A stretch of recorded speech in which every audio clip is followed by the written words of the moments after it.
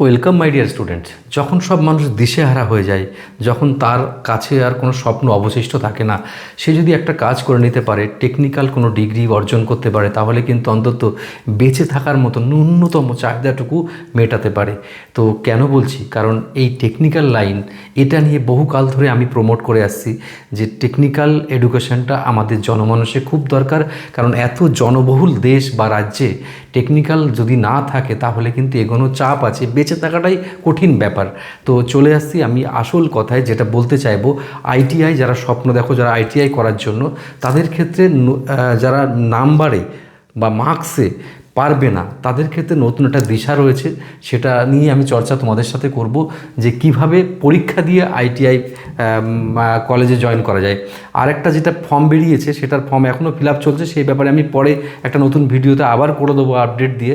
তো এই বিষয়টা কি, যারা নাম্বার কম আছে মাধ্যমিকে অথচ খুব পোর ফ্যামিলি বিলং করো, তাদের জন্য এটা রিভলিউশনারি খবর।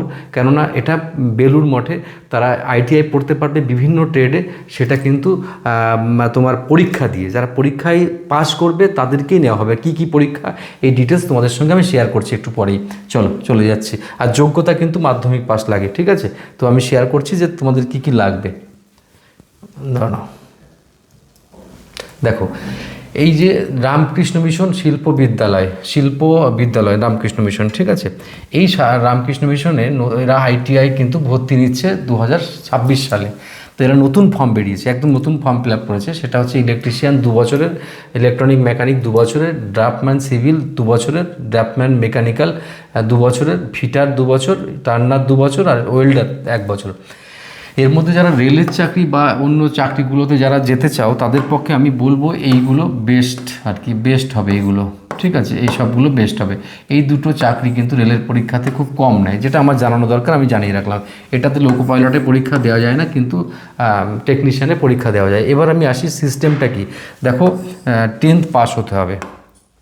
দেখো, 10th পাস হতে হবে, আর should be science and mathematics থাকতে হবে ক্লাস 9-এ, ঠিক আছে?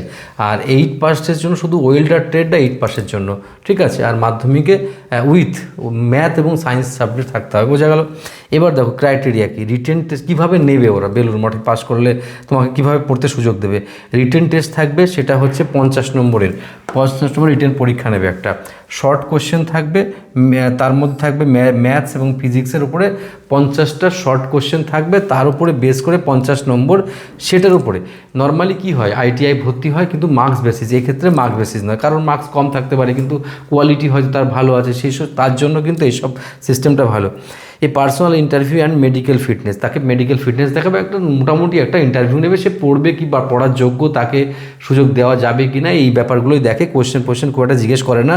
Eligibility candidate will be shortlisted based on combined merit, written test and class 10 marks secured in mathematics এবং ফিজিক্যাল সায়েন্সের মার্কস আর ম্যাথসের মার্কস, সাথে হচ্ছে রিটেন টেস্ট, এই দুটোর কম্বাইন্ডে কিন্তু তাদের জন্য মানে মেরিট লিস্টটা তৈরি করবে। কঠিন করে ভাবার দরকার নেই, এটা খুব যারা আরও বেশি জানতে চাও তাদেরকে দেখো এইসব। এখানে আরেকটা দেখো এজ লিমিট, দেখো এজ লিমিট 14 থেকে শুরু, মানে মিনিমাম 14 বছর হতে হবে। ম্যাক্সিমাম এজ লিমিট হচ্ছে প্রিফারেবলি নট মোর দ্যান 22 ইয়ার। 22 বছরের পর তাদেরকে খুব একটা প্রেফার করবে না, কিন্তু নেবে। আচ্ছা, অ্যাডমিশন ফর্ম যেটা, সেটা এই যে এখানে অ্যাভেলেবেল পাওয়া যাচ্ছে, দেখে নাও। আর ওয়েবসাইটটা তোমরা খেয়াল করতে পারো। আর কন্ট্যাক্ট নম্বর, ডাইরেক্ট যদি কন্ট্যাক্ট করতে চাও এই কন্ট্যাক্ট নম্বরে কন্ট্যাক্ট করো। লাস্ট ডেট অ্যাভেলেবিলিটি আইটিআই, সেটা হচ্ছে 6 জুন অবধি, ঠিক আছে? ফ্রম অ্যাডমিশন ফ্রম মানে 6 জুন থেকে অ্যাডমিশন শুরু হবে, ঠিক আছে? আর হ্যাঁ, লাস্ট ডেট হচ্ছে তোমার ওই 6 জুন। আর অ্যাপ্লিকেশন ফর্ম হচ্ছে পূরণ করতে 200 টাকা তোমার লাগবে। এই অনেকক্ষণ ধরে এটা নিয়ে আমি কথা বললাম তোমাদের। তাহলে এটার উদ্দেশ্য কি, যারা তোমরা ডাইরেক্ট মাধ্যমিক বেসিসের নাম্বার অনুযায়ী যারা চান্স পাবে না, তাদের জন্য বিকল্প মানে সূত্র এটা, সেই জন্যই আমার ভিডিওটা করা। আশা করি আমার প্রত্যেকটা কথা তোমরা বুঝতে পেরেছো। তোমাদের যে কোনো কোয়ারি যদি থাকে তোমরা লেখো। আর কারা কারা আইটিআই করতে ইন্টারেস্টেড বা টেকনিক্যাল লাইনে যেতে ইন্টারেস্টেড তারা জানাও। আর কেন, কারণ হচ্ছে টেকনিক্যাল লাইনের দুটো দরজা বর্তমান থাকে, একটা হচ্ছে নন টেকনিক্যাল দরজা আর একটা টেকনিক্যাল দরজা।